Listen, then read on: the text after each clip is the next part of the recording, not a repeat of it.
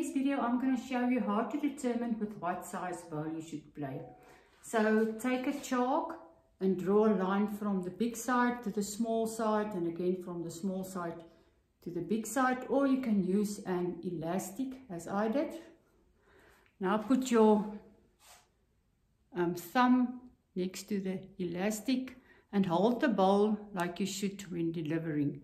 When the bowl is the right size for you, your index finger should pass by one knuckle past the elastic, and the smallest part of the bowl should stick out. You must also be able to hold the bowl like this without slipping out of your hands. You must also take the bowl out of a bucket of water without slipping. This is not the right way to determine with what size bowl to play. This is a double knot. My fingers can go easily around it as well as around the size 2 bowl.